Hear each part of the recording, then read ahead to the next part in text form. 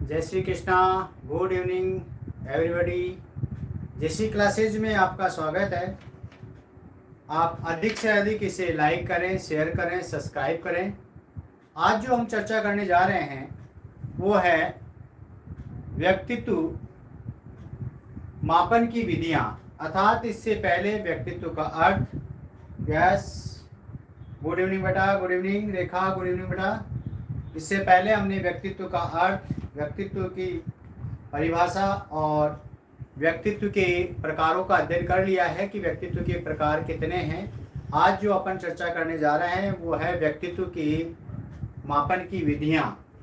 अब सबसे पहले हम बात करें कि व्यक्तित्व मापन की विधियां, यानी कि जो व्यक्तित्व में मापन होता है उसे मापन में क्या मापा जाता है। Good evening, good evening Sapna Chaudhary, good evening रेखा, गुड इवनिंग बेटा। तो हम ये कहते हैं कि मापन का मतलब होता है कि जब देखिएगा एग्जाम में पूछा जाता है कि व्यक्तित्व मापन में किया जाता है, तो व्यक्तित्व मापन में क्या किया जाता है। व्यक्तित्व मापन में, yes good evening Rakesh, good evening.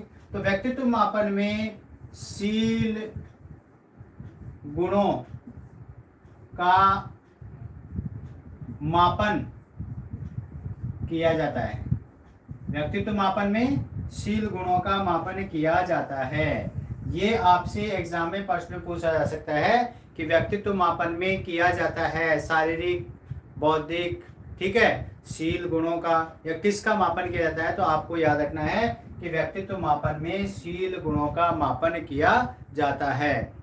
अर्थात ये ऐसे परीक्षण हैं, परीक्षण बोल सकते हो, यंत्र बोल सकते हो। Good evening, good evening, good evening बेटा। Khushboo good evening, Yogita good evening, yes good evening. तो ये जो है आपका, यस गुड इवनिंग बेटा, good evening. Pooja Soni good evening बेटा, गुड इवनिंग। तो हम ये कह सकते हैं कि ये जो है व्यक्तित्व का मापन जो है, मापन से मतलब हो गया है कि जब ऐसे परीक्षणों का उपयोग किया जाता है जिनके परीक्षण बोल सकते हो, यंत्र बोल सकते हो, ठीक है, परीक्षण यंत्र विधि कुछ भी बोल सकते हो आप, जिनके द्वारा हम व्यक्ति के शील गुणों का मापन करते हैं, वह व्यक्तित्व मापन की विधियां कहलाती है। आगे बात समझ में, कोई प्रॉब्लम है यहाँ पर नहीं है, ठीक है। तो व्यक्तित्व मापन में शील गुणों का मापन किया जाता है। अब प्रश्न दूसरा बनता है कि व्यक्तित्व मापन की विधियां कौन कौन सी हैं। व्यक्तित्व मापन की विधियां कौन कौन सी हैं। यस आशीष, यस। तो व्यक्तित्व मापन की विधियां कौन कौन सी हैं। तो व्यक्तित्व मापन की विधियों के अंतर्गत हम बात करते हैं व्यक्तिनिष्ठ विधि, वस्तुनिष्ठ विधि, प्रक्षेपण विधि, प्रक्षेपी विधि और या आपकी मनोविश्लेषण विधि। ये चार भागों में आपने डिवाइड किया है। व्यक्तिनिष्ठ विधियां हैं, वस्तुनिष्ठ विधियां हैं, प्रक्षेपण विधियां हैं और मनोविश्लेषण विधियां होती हैं। तो एग्जाम में हमसे पूछा जाता है कि निम्न में से कौन सी आपकी वस्तुनिष्ठ विधि है। तो वस्तुनिष्ठ विधियों में आपका स्वतंत्र है, निरीक्षण है, मूल्यांकन है, शारीरिक परिवर्तन है। यस गुड इवनिंग रेखा, गुड इवनिंग बेटा, गुड इवनिंग। तो ये जो है आपकी विधियों के बारे में आपसे पूछता है तो आप ये बता सकते हैं। अब बात आती है कि व्यक्तिनिष्ठ विधियां कौन सी होती हैं। व्यक्तिनिष्ठ विधियां और वस्तुनिष्ठ विधियों में अंतर क्या है। व्यक्तिनिष्ठ विधियां और वस्तुनिष्ठ विधियों में अंतर क्या है, और आपका प्रक्षेपी विधियां और मनोविश्लेषणात्मक विधियों में अंतर क्या है। तो आप देखिएगा, तो आपकी जो व्यक्तिनिष्ठ विधि है ये वे विधियां हैं जिनमें वैज्ञानिक तरीके, यानी कि जिसके अंतर्गत हम ये कह सकते हैं कि इसमें वैज्ञानिक पद विश्लेषणों का उपयोग कम किया जाता है। हालांकि होती तो महत्वपूर्ण है, ठीक है, लेकिन इसको वैज्ञानिक कसौटी पर कसना बड़ा मुश्किल है, इसलिए इसको कहते हैं व्यक्तिनिष्ठ विधियां।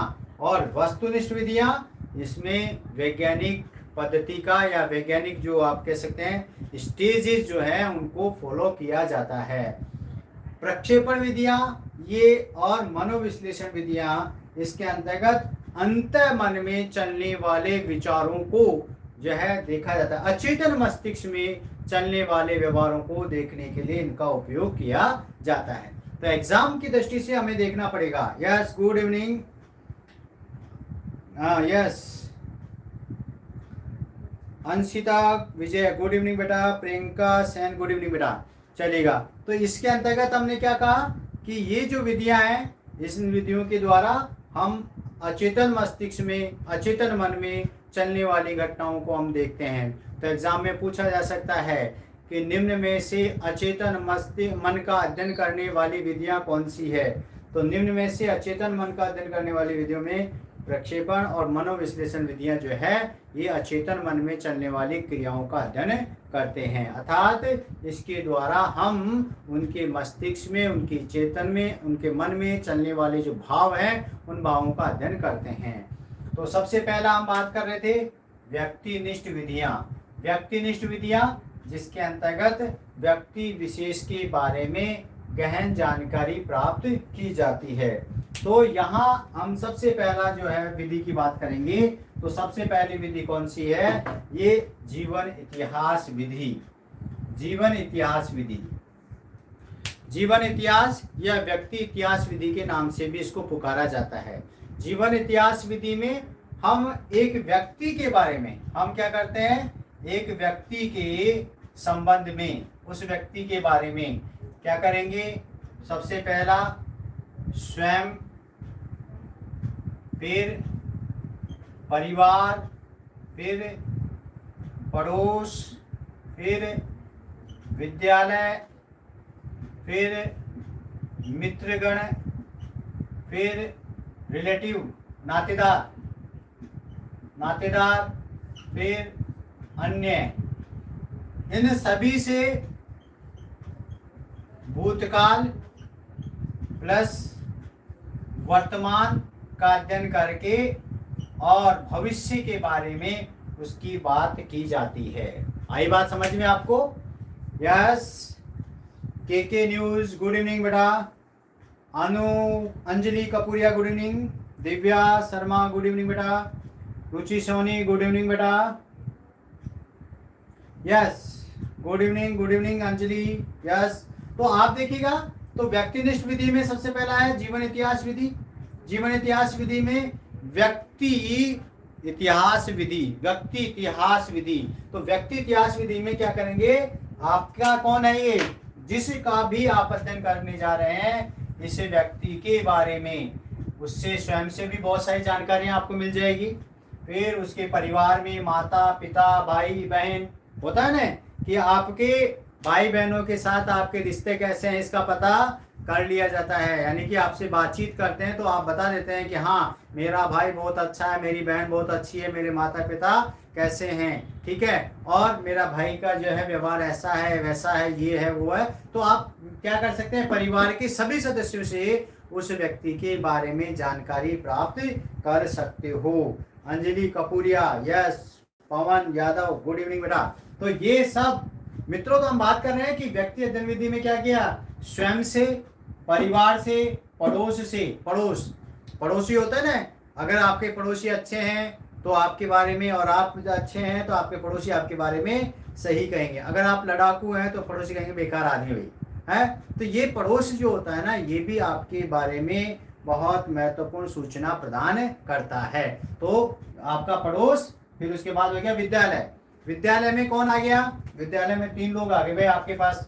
3 कौन कौन से आ गए? एक तो आ गया विद्यालय का मित्र आ गया आपका, एक विद्यालय के अध्यापक आ गए आपके, और एक विद्यालय का आपका जो विद्यालय में तैयार किया जाता है पोर्टफोलियो, आपका जो तैयार किया जाता है, उस पोर्टफोलियो को लेकर के और आपके बारे में संपूर्ण जानकारी प्राप्त की जा सकती है। ठीक है, तो आप ये याद रखेंगे। Yes, Meenu Yadav good evening बेटा। तो हम बात कर रहे हैं कि ये जो है आपका व्यक्ति अध्ययन विधि है, इस व्यक्ति अध्ययन या जीवन इतिहास विधि के अंतर्गत व्यक्ति से, स्वयं से, परिवार के सभी मेंबर हैं, भाई बहन माता पिता सबसे, पड़ोस से, विद्यालय से, मित्रगण, नातेदार होता है ना, नातेदार जो आपके रिश्तेदार होते हैं वो भी आपके संबंध में महत्वपूर्ण जानकारी प्रदान करते हैं। तो नातेदार भी महत्वपूर्ण होते हैं, और अन्य जहाँ पर आप जॉब करते हैं। अब इस विधि के द्वारा सबसे महत्वपूर्ण काम क्या होता है? ये तो आपने समझ ही लिया, इसका मतलब जीवन इतिहास का मतलब समझ गया। ले इसका महत्वपूर्ण काम क्या है कि भूतकाल का अध्ययन करके वर्तमान को समझ करके और भविष्य में उसका व्यक्तित्व कैसा होगा उसकी भविष्यवाणी की जाती है। ये सबसे इंपॉर्टेंट चीज है इसके अंतर्गत। आपने ये सारा पढ़ा ना, इसमें से प्रश्न यहाँ बनता है कि कौन सी विधि है जिसमें भूतकाल वर्तमान को समझते हुए भविष्य के बारे में व्यक्तित्व के बारे में घोषणा की जा सकती है। तो ये कौन सी है? जीवन इतिहास विधि है। यहाँ किसी को कोई प्रॉब्लम है? साफ दिख रहा है? चलिएगा आगे चले हम। नेक्स्ट आपका आता है, कौन सा है आपका? साक्षात्कार विधि। साक्षात्कार क्या है? साक्षात्कार विधि वह विधि कहलाती है जिसमें कर्ता और दाता आमने सामने बैठ करके और वार्तालाप करते हैं, उसे साक्षात्कार कहा जाता है। साक्षात्कार क्या है कि खुशबू, गुड इवनिंग बेटा। तो साक्षात्कार क्या है कि साक्षात्कार में कर्ता और दाता आमने सामने बैठ करके जब आप लोग जो है बातचीत करते हैं, एक दूसरे के बारे में बताते हैं, तो ये साक्षात्कार कहलाता है। ठीक है, तो साक्षात्कार में क्या है? कर्ता और दाता हो गया है। अब साक्षात्कार के आयोजन होते हैं। साक्षात्कार जिसमें इंटरव्यू यानी आपने देखा है वो एक मूवी आई थी, कौन सी? नायक। तो नायक में क्या हुआ था? नायक में अमरीश पुरी से उसने इंटरव्यू लिया। किसने? अनिल कपूर ने। तो इंटरव्यू में उसने क्या किया? इंटर यानी अंदर, व्यू का मतलब जाकर के झांका और उसको इतना मजबूर कर दिया कि उसने कहा कि आप एक बार मुख्यमंत्री बन के तो देखो कितनी समस्याएं आती हैं। तो इंटरव्यू जो होता है एक्चुअल में क्या होता है कि अंदर जाकर के, यस रेखा गुजर गुड इवनिंग बेटा, कमलेश गुड इवनिंग बेटा, सरिता गुड इवनिंग बेटा। तो हमने कहा कि जो इंटर है, इंटर का मतलब अंदर, व्यू का मतलब झांकना। जब कर्ता उत्तरदाता के अंतः मन में जाकर के झांकता है तो उसे साक्षात्कार कहा जाता है। यस हाँ बेटा, हमने आज आपकी क्लास 7 o'clock स्टार्ट करने का वादा किया था, लेकिन अचानक विद्युत सप्लाई बंद होने के कारण हमारी क्लास 10 मिनट 15 मिनट लेट हो गई थी। इसके लिए हम क्षमा प्रार्थी हैं आप लोगों से, लेकिन फिर भी जब लाइट आ गई तो लाइट आते ही हमने आपकी क्लास को स्टार्ट कर दिया। तो साक्षात्कार में क्या हो गया? कर्ता और दाता आमने सामने बैठ करके जब अध्ययन करते हैं तो इसे साक्षात्कार कहा जाता है। साक्षात्कार की सबसे महत्वपूर्ण बात यह है, प्रश्न यहां से पूछा जाएगा कि यह चेतन मन का अध्ययन करने वाली विधि है, यानी कि जो चेतना में है उस चेतना की बातों का अध्ययन करने वाली विधि कहलाती है। ये सबसे महत्वपूर्ण बात यही है इसकी। तो साक्षात्कार के आयोजन, साक्षात्कार के प्रकार, साक्षात्कार अनेक प्रकार का होता है। तो जैसे उद्देश्य के आधार पर साक्षात्कार है, उत्तरदाता की संख्या के आधार पर साक्षात्कार है, वो बहुत डिटेल में है, वहां पर आपको नहीं जाना है, क्योंकि आपको अपनी जो एग्जाम आ रहा है उस एग्जाम की दृष्टि से ये है कि जब कर्ता और दाता आमने सामने बैठ करके और उत्तरदाता के चेतन मन का अध्ययन करता है तो इसे साक्षात्कार कहा जाता है। और ये एक मनोवैज्ञानिक विधि है और ये व्यक्तिनिष्ठ विधि है। आपको ये याद रखना है कि ये व्यक्तिनिष्ठ विधि है, ये चेतन मन का अध्ययन करने वाली विधि है और ये आपका जो है मनोवैज्ञानिक विधि के रूप में जानी जाती है। Yes good evening Karma, yes good evening. तो ये विधि महत्वपूर्ण है। अब आती है आपकी प्रश्नावली विधि। प्रश्नावली विधि क्या है? प्रश्नावली विधि वो है जिसके अंतर्गत प्रश्नों की एक रूपरेखा बना करके, प्रश्नावली विधि वह विधि है जिसमें आप प्रश्नों की रूपरेखा बना करके और उत्तरदाता से सूचनाएं प्राप्त करते हैं, प्रश्नावली कहलाती है। प्रश्नावली क्या है? प्रश्नों का एक प्रपत्र होता है जिसे आप देखिएगा, इसका जो एक्चुअल मीनिंग होता है वो ये है कि प्रश्नावली प्रश्नों का एक प्रपत्र होता है जिसे उत्तरदाता के पास डाक द्वारा भेज करके सूचनाएं प्राप्त की जाती है, प्रश्नावली होती है। प्रश्नावली का साइज जो होता है या 8x12 का होता है या 9x11 का साइज होता है। प्रश्नावली में 3x5, यदि 8 का है तो 3x5 का साइज में ये होता है। ये 3 इंची की जगह हमेशा खाली रहती है, यहाँ पर जो भी लिखा जाता है वो यहाँ पर लिखा जाता है। अब इस 3 इंची की जगह का क्या उपयोग होता है कि उत्तरदाता को जो भी एक्स्ट्रा सूचना देनी है वो इसमें आपका उत्तरदाता सूचना देता है। यहाँ पे प्रश्न होते हैं, प्रश्नों के उत्तर की जगह होती है, लेकिन ये 3 इंची का जगह खाली होती है। तो एक अच्छी प्रश्नावली या जो अनुसूची है उसकी एक विशेषता क्या है, या तो 8x12 होगी या 9x11 होती है, और उसमें 3x4 का कॉलम होता है। 3 का स्थान खाली होता है, 4 5 जो है वो सूचनाएं प्रदान करता है। अब सबसे पहले जो है मनोविज्ञान में, जैसे प्रश्नोत्तरी विधि का अगर मान लीजिए पूछ लेता है, प्रश्नोत्तर विधि का जो है सबसे पहले उपयोग किसने किया, कोई बता सकता है आप में से? प्रश्नोत्तरी विधि का उपयोग किसने किया? प्रश्नोत्तरी विधि का उपयोग किसने किया, बोलिए। रेखा बताओ बेटा, सरिता, यस बताइए बताइए। नाम सुना है आपने सुकरात का? तो प्रश्नोत्तरी विधि का विकास किसने किया? सुकरात ने। लेकिन प्रश्नावली का सबसे पहले प्रयोग किसने किया, बताओ? प्रश्नावली का सबसे पहले प्रयोग किसने किया? प्रोफेसर वुडवर्थ ने, वुडवर्थ द्वारा इसका उपयोग किया गया। प्रोफेसर वुडवर्थ ने जो है सबसे पहले मनोविज्ञान के सेक्टर में इसका उपयोग किया है। प्रश्नावली विधि का उपयोग सबसे पहले किसने किया? आपकी प्रश्नावली विधि का उपयोग प्रोफेसर वुडवर्थ ने किया है। प्रश्नावली प्रश्नों का एक प्रपत्र होता है जिसके कि आप उत्तरदाता के पास डाक द्वारा भेज करके इसका उपयोग करते हैं। आपकी जो प्रश्नावली है उस प्रश्नावली के अंतर्गत समस्या से संबंधित या जो आप सूचना चाहते हैं व्यक्ति की से संबंधित जो है सूचनाएं प्राप्त होती हैं। तो इसमें क्या है, एक तो प्राथमिक प्रश्न होते हैं, प्राथमिक प्रश्न होते हैं, और एक होते हैं आपका द्वितीयक प्रश्न, द्वितीयक प्रश्न।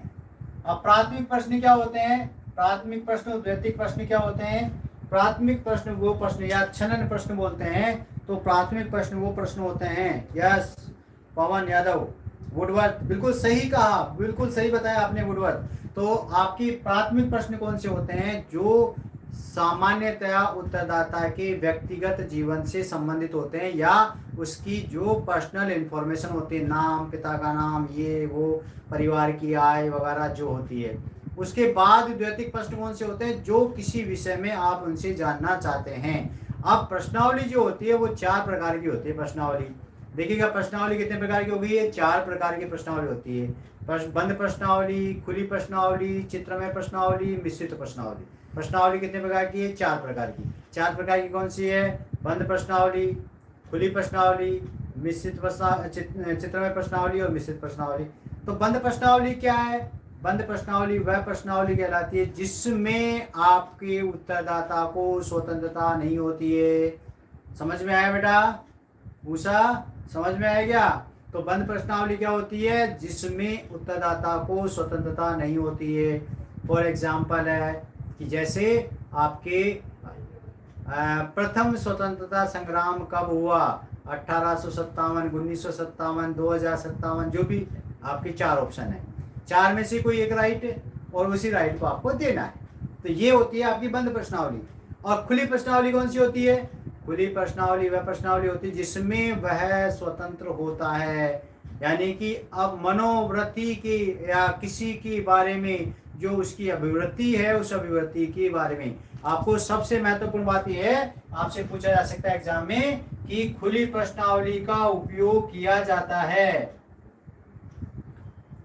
खुली प्रश्नावली का उपयोग किया जाता है तो उत्तरदाता की मनोवृत्ति को जानने के लिए, मनोवृत्ति का पता लगाने के लिए, किसी भी विषय के बारे में जो उसकी राय है, राय आप याद रख सकते हैं कि उसकी राय क्या है उसको जानने के लिए। जैसे मान लीजिए फॉर एग्जांपल है कि वर्तमान सरकार के बारे में आपकी क्या राय है, तो इसमें आपके सब लोगों की अलग अलग राय हो सकती है, सब लोगों की अलग अलग राय हो सकती है। तो इसी तरह से जो होती है मनोवृत्ति का पता लगाने के लिए खुली प्रश्नावली का निर्माण किया जाता है।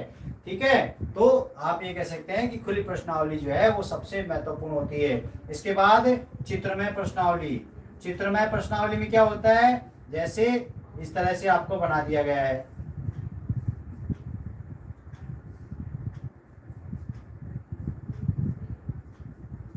ये मेल है, ये फीमेल है, मेल है, मेल है, मेल है, फीमेल है, फीमेल है, फीमेल है। आप निम्न में से कौन से परिवार को पसंद करते हैं? प्रश्न आपसे क्या पूछा कि निम्न में से किस प्रकार के परिवार को आप पसंद करते हैं?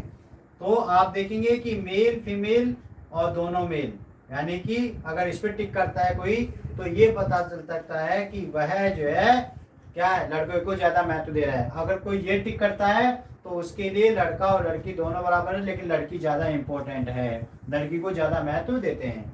तो इस प्रकार की प्रश्नावली का निर्माण जो है ना द्वितीय विश्व युद्ध में किया गया था। द्वितीय विश्व युद्ध में जो है आपका इस प्रकार की प्रश्नावलियों का निर्माण किया गया था। यानी कि उस समय क्या था कि जो इस प्रकार की प्रश्नावली का उपयोग उस भाषा को नहीं जानने वाले लोगों के लिए किया जाता है, यानी कि जो एक तो अशिक्षित होते हैं। Yes, Rohtas Yadav, good evening, good evening. तो इस प्रकार की जो प्रश्नावली है ना, उस प्रश्नावली का उपयोग उनके लिए किया जाता है जिनको उस भाषा का ज्ञान नहीं होता है, जो अनपढ़ लोग होते हैं, उसके लिए इस प्रकार की प्रश्नावली का उपयोग किया जाता है। तो एग्जाम में पूछा जा सकता है आपके कि व्यक्तित्व मापन के लिए चित्रमय प्रश्नावली का उपयोग किसके लिए किया जाता है? किसके लिए किया जाता है? यस, आंसर दे दीजिए आप, आपके आंसर का इंतजार है मुझे। यस, हाँ दीपिका, गुड इवनिंग बेटा।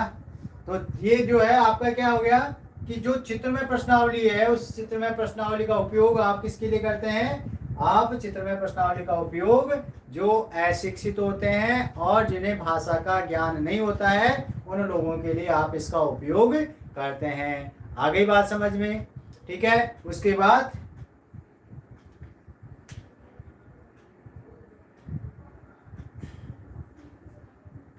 यस, प्रतिभा, गुड इवनिंग बेटा, बहुत लेट आए बेटा क्लास में, चलेगा कोई बात नहीं है।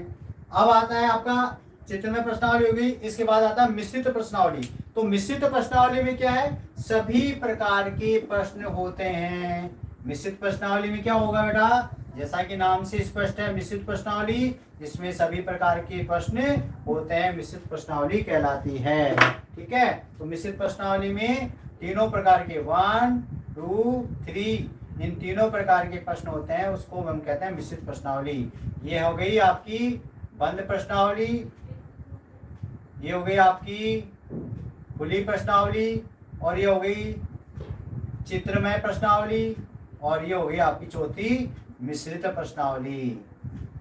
तो मिश्रित प्रश्नावली में क्या हो गया? इन तीनों प्रकार की प्रश्नावलियों के गुण मौजूद होते हैं। ठीक है। तो ये आपकी प्रश्नावली जो है इसमें होती है। अब प्रश्नावली के साथ एक दो चीज और याद रख लीजिए, एक तो सहगामी पत्र के बारे में प्रश्न पूछ रहा है, और एक अनुगामी पत्र के बारे में। अनुगामी पत्र कोई बता सकता है? सहगामी पत्र और अनुगामी पत्र क्या है? सहगामी पत्र और अनुगामी पत्र क्या है? कोई बता सकता है आप में से? सहगामी पत्र क्या है, अनुगामी पत्र क्या है? Yes, very good, very good, बताइए। सहगामी पत्र और अनुगामी पत्र। तो सहगामी पत्र तो क्या हो गया? सहगामी पत्र वह पत्र कहलाता है जो प्रश्नावली के साथ संलग्न करके भेजा जाता है, और अनुगामी पत्र वो होता है जो प्रश्नावली का सहगामी पत्र प्राप्त नहीं होता है, तो फिर 15 दिन के बाद दूसरा पत्र भेजा जाता है, उसको अनुगामी पत्र कहते हैं। यस, आगे बात समझ में? सहगामी पत्र और अनुगामी पत्र। ठीक है। उसके बाद आ गया आपका, इस प्रश्नावली को कागज पेंसिल विधि भी कहते हैं। अगर एग्जाम में पूछ ले कि कागज पेंसिल विधि कौन सी है, तो कागज पेंसिल विधि भी व्यक्तिनिष्ठ विधियों में अंतर्गत आती है, उसे प्रश्नावली कहते हैं। अर्थात एग्जामिनर क्या करता है? आपके बुद्धि का परीक्षण कर रहा है, आपकी बुद्धि का परीक्षण कर रहा है कि मेरे जो स्टूडेंट है वो कितना बुद्धिमान है। तो इसलिए वो क्या है कि जो उसके पर्यायवाची शब्द हैं उनका भी कई बार उपयोग कर लेता है। यस, यस, जो साथ में होता है सहगामी, बिल्कुल सही बताया आपने। 007 बिल्कुल सही बताया आपने। अब आता है अभिज्ञान अभिज्ञापन विधियां, अभिज्ञापन विधियां, अभिज्ञापन विधियां वे विधियां कहलाती हैं। अभिज्ञापन विधियां कौन सी हो गई है? वे विधियां हो गई है जिसके अंतर्गत अलग अलग प्रकार की सूचियां बनाई जाती हैं।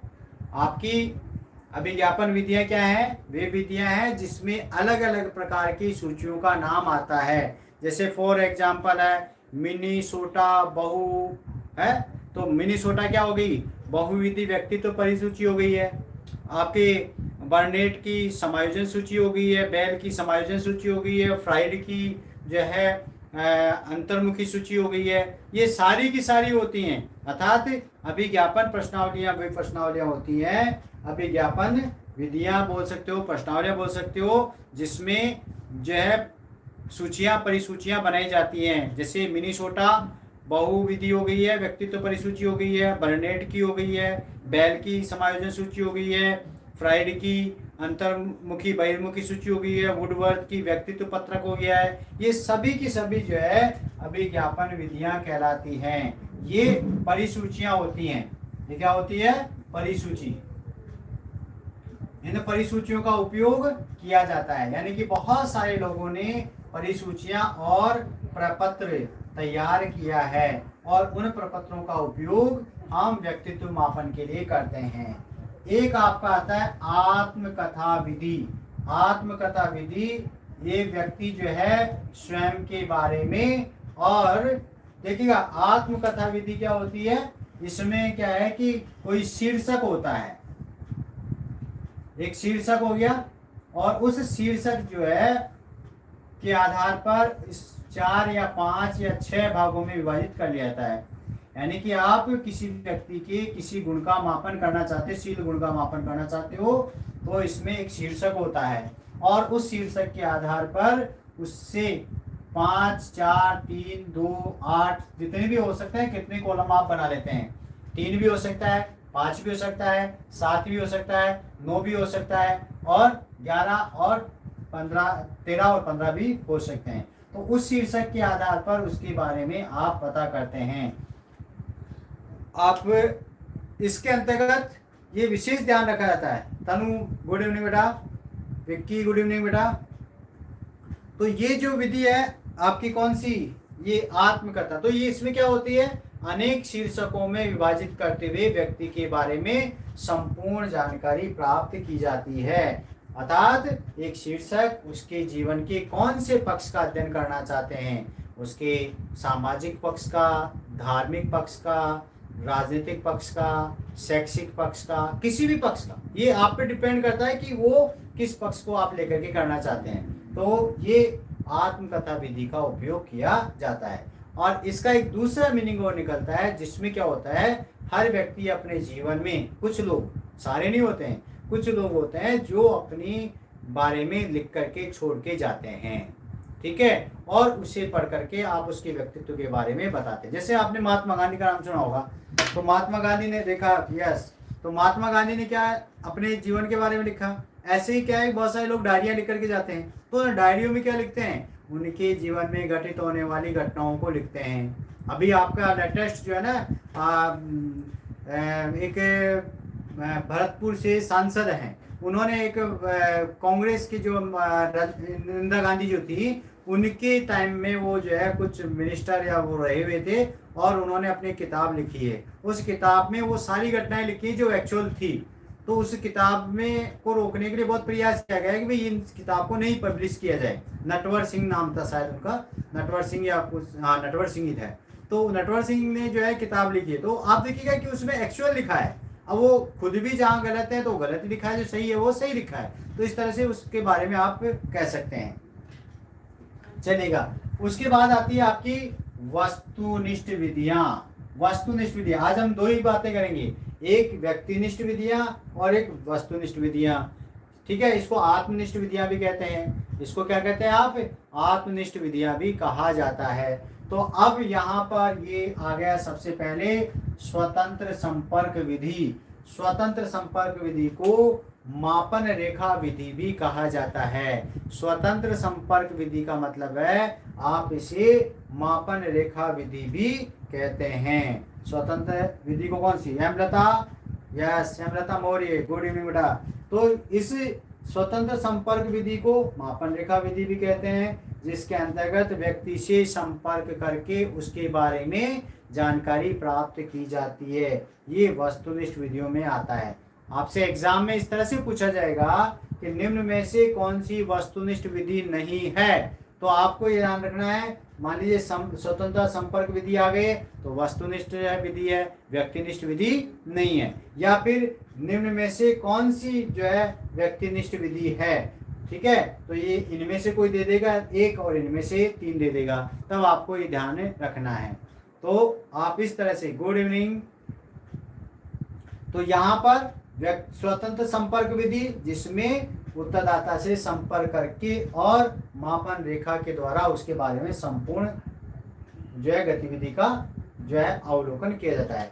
दूसरा है निरीक्षण विधि। निरीक्षण विधि क्या है, ऑब्जर्वेशन। निरीक्षण विधि क्या है, ऑब्जर्वेशन। तो ऑब्जर्वेशन आप ये कह सकते हो, ऑब्जर्वेशन जो है सबसे ज्यादा जो है महत्वपूर्ण है। ऑब्जर्वेशन में आपने नाम सुना होगा, एक तो अंतर्दर्शन होता है और एक होता है बहिर्दर्शन। अंतर्दर्शन और बहिर्दर्शन। अंतर्दर्शन में तो क्या होता है, व्यक्ति खुद के बारे में खुद ही जो है बात करता है। ये विश्व की सबसे प्राचीनतम विधि कहलाती है। अंतर्दर्शन विधि जो है सबसे प्राचीनतम विधि है। और बहिर्दर्शन विधि में क्या होता है, एक व्यक्ति, यस किरण बारोलिया, गुड इवनिंग बेटा, good evening, good evening Kavita ji, good evening. तो बहिर्दर्शन और अंतर्दर्शन 2 तरह की विधियों का उपयोग किया जाता है।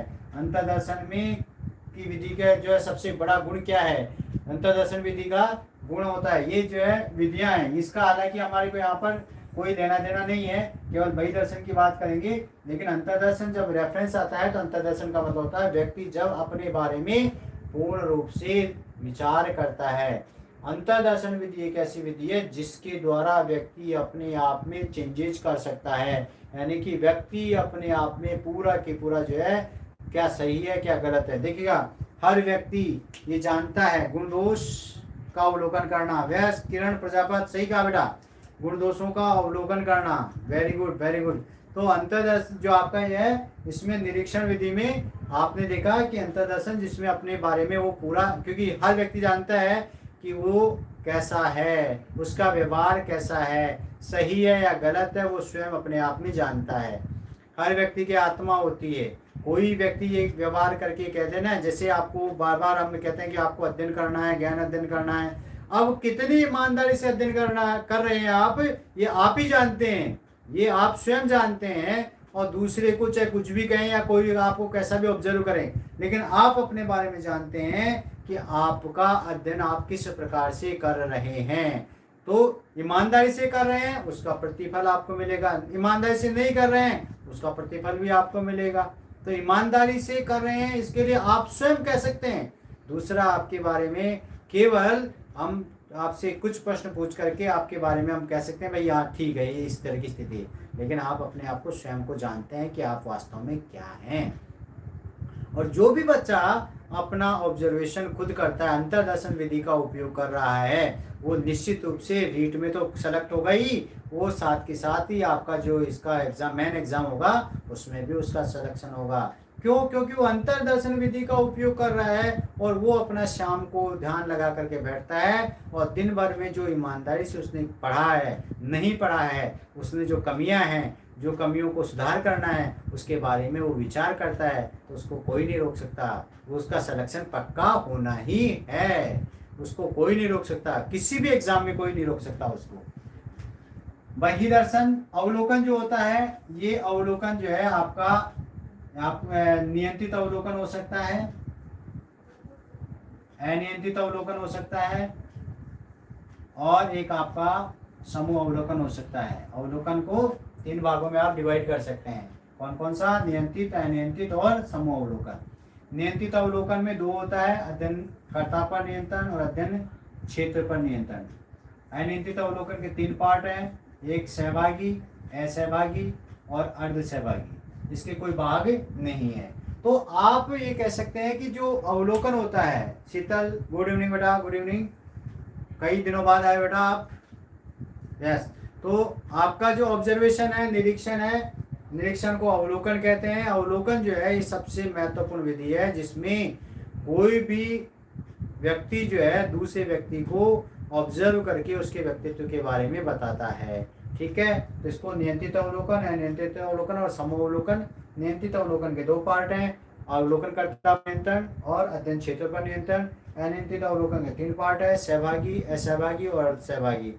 यहाँ पर जो है अनियंत्रित अवलोकन जो है उसमें आपका असहभागी अवलोकन है। इस असहभागी अवलोकन को दुर्खाइम के द्वारा प्रोड्यूस किया गया था, उसने उसको जो है प्रतिपादित किया था। तो आपको यहाँ ज़्यादा डीपली नहीं जाना है। तो अवलोकन क्या है? अवलोकन एक ऐसी विधि है जिसके द्वारा एक व्यक्ति दूसरे व्यक्ति के व्यवहारों को देख करके उसके व्यक्तित्व के बारे में बताता है, यानी कि वह उसके व्यवहारों को ऑब्जर्व करके और उसके बारे में घोषणा करता है। एक आपका है मूल्यांकन विधियां। मूल्यांकन विधियां जिसमें रेटिंग स्केल का नाम आता है। रेटिंग स्केल्स जितने भी हैं वो सारी की सारी मूल्यांकन विधियों के द्वारा भी हम जो है व्यक्ति के व्यक्तित्व के बारे में बताते हैं। मूल्यांकन विधियां क्या हैं? जिसमें आप किसी व्यक्ति का मूल्यांकन करते हैं, अर्थात इसके लिए आप रेटिंग स्केल का उपयोग कर सकते हैं। और भी बहुत सारी मूल्यांकन की विधियां हैं, उन विधियों का उपयोग करते हुए व्यक्ति का जो है मापन करते हैं, व्यक्ति के बारे में आप बताते हैं। और इसके बाद है शरीर परिवर्तन विधि। शरीर परिवर्तन, शारीरिक परिवर्तन बोल सकते हो इसको, शरीर को सॉरी, शारीरिक परिवर्तन विधि। शारीरिक परिवर्तन विधि वह विधि कहलाती है जिसमें उसकी रक्तचाप को नाप करके, उसके धड़कन को नाप करके, उसके नाड़ी के धड़कन को नाप करके और उसकी जो उस समय बीपी है उस बीपी को नाप करके और उसके व्यक्तित्व के बारे में जब बताते हैं तो शारीरिक परिवर्तन विधि कहलाती है। तो एग्जाम में इस तरह से पूछा जाएगा। एग्जाम में कैसे पूछा जाएगा? शारीरिक परिवर्तन विधि के अंतर्गत किया जाता है शारीरिक क्षमता का परीक्षण किया जाता है, क्रिया का परीक्षण किया जाता है, रक्तचाप का परीक्षण किया जाता है। ये किसका परीक्षण किया जाता है? तो रक्तचाप का परीक्षण किया जाता है। ठीक है, आपके जो है उसमें ऑक्सीमीटर जो है होता है, उससे आपका मापन किया जाता है। तो आपको अब इसमें करते कैसे हैं? इसमें करते कैसे हैं? जैसे मान लीजिए आपको हमने अब आप देखिएगा, जैसे फॉर एग्जांपल आपका लेते हैं, जैसे आप रीट के एग्जाम में बैठने गए, तो रीट के एग्जाम में आप एग्जाम हॉल में बैठ गए, तो एग्जाम हॉल में बैठ करके आप देखेंगे कि कुछ बच्चों का बीपी बहुत हाई हो जाता है, कुछ बच्चों को जो है शुगर लेवल डाउन हो जाता है, कुछ बच्चों का शुगर लेवल बढ़ जाता है। इसका मतलब उनका कॉन्फिडेंस लूज है, उनमें कॉन्फिडेंस नहीं है। तो आप देखिएगा कि इससे आपने क्या किया? व्यक्तित्व का मापन किया। और बहुत सारे हैं एग्जाम हॉल में प्रसन्न चित्त मुद्रा में बैठे हुए हैं। भाई आपने तो अपने तरफ से पूरी तैयारी कर ली, पढ़ लिया आपने, तो अब एग्जामिनर का काम है, तो आप चिंता किस बात की कर रहे हैं? आप बार बार पसीना पूछ रहे हैं, मुंह धो के आ रहे हैं और कभी पानी 5 बार पी रहे हैं। यस, हाँ विष्णु जी गुड इवनिंग। तो हम देखते हैं कि ये क्या है। तो इस तरह के एग्जाम्पल से आधार पर आप देख सकते हैं कि शारीरिक परिवर्तन विधि में परिवर्तन जो हो रहा है, बॉडी में जो परिवर्तन हो रहा है, उसको लेकर के आप जो है उसके बारे में भविष्यवाणी करते हैं, उसके व्यक्तित्व के बारे में आप बताते हैं। तो आप देखिएगा कि छोटी छोटी घटनाओं को उसको करने के लिए दिया जाता है और उस व्यवहार को वो जब वो काम कर रहा होता है तो उसकी बॉडी में क्या क्या परिवर्तन होता है, उस परिवर्तन को लेकर के हम कहते हैं कि भाई ये बहुत सुदृढ़ है, मानसिक रूप से संतुलित है, ये समायोजित है, ये समायोजित नहीं है। तो व्यवहार के आधार पर उसमें शारीरिक परिवर्तन जो हो रहा है उस परिवर्तन को देख करके हम उसके व्यक्तित्व के बारे में अध्ययन करते हैं। तो इस प्रकार से हमने आज 2 विधियों की चर्चा की, व्यक्तिनिष्ठ विधियां और वस्तुनिष्ठ विधियां। आप अधिक से अधिक इस चैनल को लाइक करें, शेयर करें, सब्सक्राइब करें और क्लास में निरंतर बने रहें। कक्षा में निरंतर आप बने रहेंगे, आपको इसका लाभ पूरा आपको मिलता रहेगा। ये आप क्लासेस जो है इससे संबंधित आपको प्रश्न भी करवाए जाएंगे। आप आगे चल करके इसको प्लेलिस्ट में भी देख सकते हैं।